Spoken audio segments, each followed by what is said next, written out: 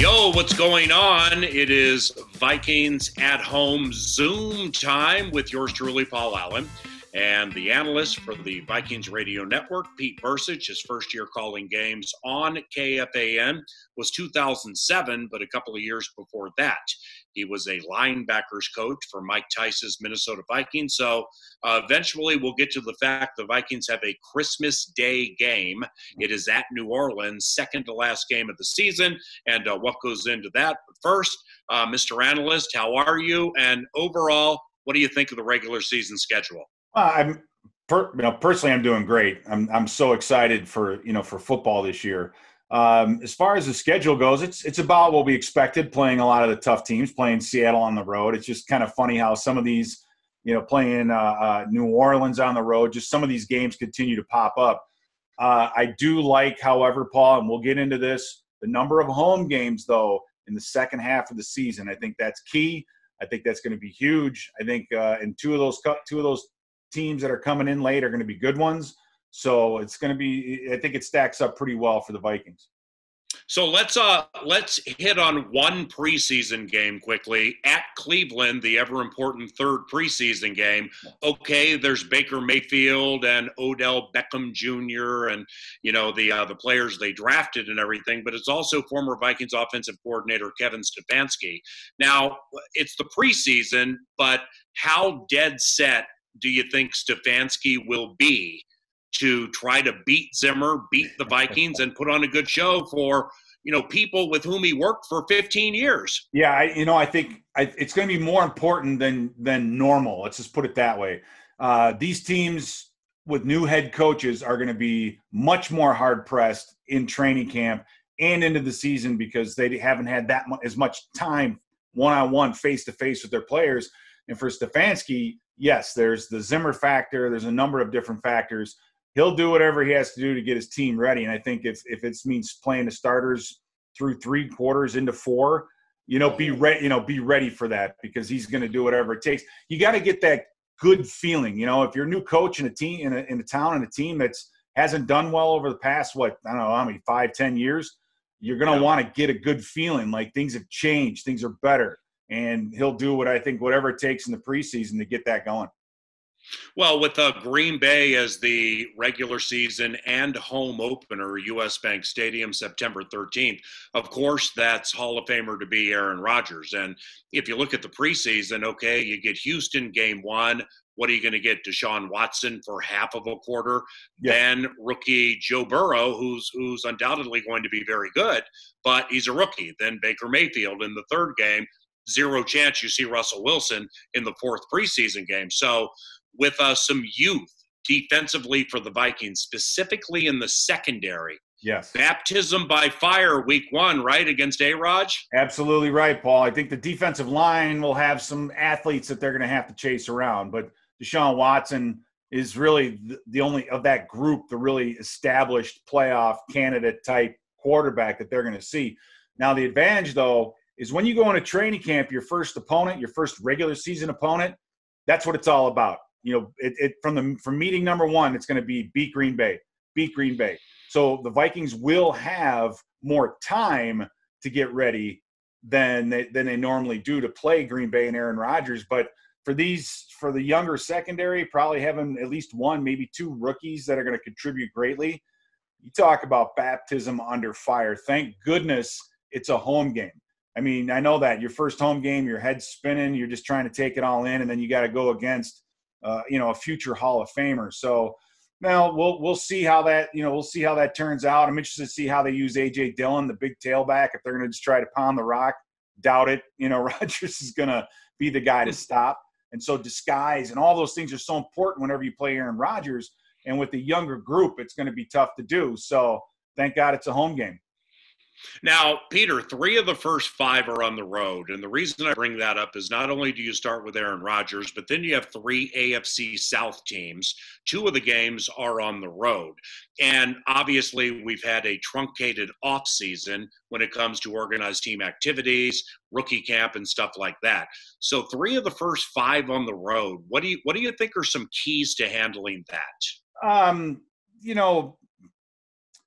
getting the young guys up to speed, right? That's one thing. I think, Paul, the other thing too is you look at those first games and you talk about going to Indianapolis and playing the Colts and then coming back playing Tennessee and then having to play Houston again. When you're young, you want your non-divisional opponents early, non-NFC opponents early. So you're going to play 3 games right there. And if those 3 games early on in the season don't go your way or aren't great, it's not the end of the world, because again, these are AFC style opponents. The disadvantage, you don't know them very well. I mean, you know, you're going to go down to Indianapolis and it's going to be Xavier Rhodes. It's going to be imagine we're going to see Phillip Rivers in a Colts uniform. I mean, think about that. How many times have we seen him? It's going to be an awesome type beginning. We're going to see some places we haven't been to in a very, very long time, Paul. But to have AFC opponents early, I think that's a very, very good thing. Week number 5, Sunday Night Football at Seattle, a primetime game at Seattle. We're very familiar with that. Be nice to win at Seattle this year on Sunday Night Football. Then week 7 is your off week. That's the bye. Now, as a player, a coach, or what you observe as an analyst for KFAN, do you think that week 7 bye is at a good time, or what do you think? I mean, I think when it comes to buys, any time is a good time. I mean, really, it can't come. It's you don't know how nicked up you're going to be, because that's kind of the big thing, is to get guys healthy again, to get a little extra work in, you know, in that extra week. You know how guys are; they'll work for a day or two and then they're gone. But I think any time is good, and it's going to be a good kind of halfway point for the younger players. The key, though, Paul, is, you know, we have to go on the road. We have an extra week for Green Bay when we go on the road, you know, and then playing teams coming out of the bye and teams that are going into the bye. So it's about where you match up, I think, in the games before and the games after. And I like having that bye week before we have to go play Green Bay again, because that's going to be the perfect time to kind of reset the clock, look, you know, go through all the film at the beginning of the year, and then maybe throw a few new things at Rodgers when we play him in Lambeau. Now, Peter, week 8 on, second part of the season, you referenced it earlier, unbelievably key. I mean, you have 3 division teams right out of the bye, at Green Bay, Detroit at home. Then you're at Chicago on Monday Night Football.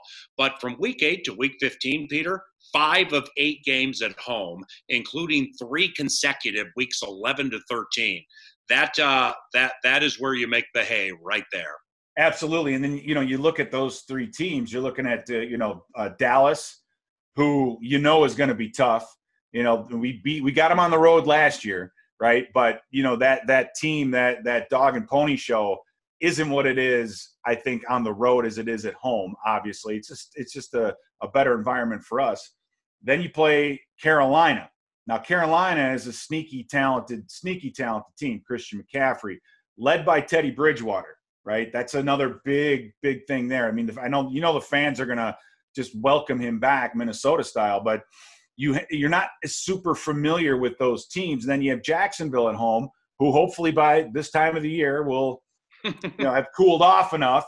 But that's a must-win kind of game at home. So you're playing NFC opponents, but they're not in your division. Those are the games that you want at home late in the season. So I think this works out nicely for the Vikings. At Tampa Bay, don't have to deal with the sweltering heat, but you most likely will be dealing with Tom Brady. Give me your best 30 seconds on Tom Brady, week 13, the pewter power of the Buccaneers. You know, I just think that the divorce between Belichick and Brady, I'm siding on Belichick's side, saying I think he knew that Brady was done. And by this time of the year, we'll see. But don't be surprised if Brady starts out very, very quickly. But by the time we play them and get down there, he's going to be struggling mightily. And it's the same thing with Brady. You just got to get to him. He can't move. He doesn't have that same offensive line. They have a totally different style of offense. They don't spread things out with short passes like New England did. They'll be able to work all the kinks out, obviously, before we get down there. But I just don't think Brady is going to be the force that he was as a home quarterback in New England. And I like our chances against Tampa Bay late. the final two, Christmas Day on a Friday at New Orleans. Then with an extra couple of days, you finish it up at Ford Field. That definitely should be a blast. And, when it comes to playing on Christmas Day, in 2005 as a linebackers coach, you coached a game at Baltimore under Mike Tice. So It's a short week, but it's not a short week like a Sunday into a Thursday. Correct. It is Christmas Day. What do you think of the way it finishes? Well, I think the good thing is that it's not a Thursday night game. Also, to have that short week later in the season, I like, because that kills younger players. When you literally you're learning a defense, and all of a sudden 3-4 weeks into the season, you have a day and a half of practice, and now you got to go play again on a Thursday night. That's very tough. Playing on Christmas Day is great because everybody on the planet is going to be watching, right? Your high school teachers, your family, your friends, everybody's going to be watching. So it's a special day. I'm glad we're going to be in New Orleans and not Baltimore like we were last time. Nothing against Baltimore, but it'll be a little bit more festive, let's hope, being down there in New Orleans on Christmas Eve. I've never played craps on Christmas Eve, but I'm looking forward to it. Okay, can't wait to call the games with you. Schedule looks like a lot of fun, preseason through regular season. Good to see you're well, and thanks for the time. Thanks, Paul.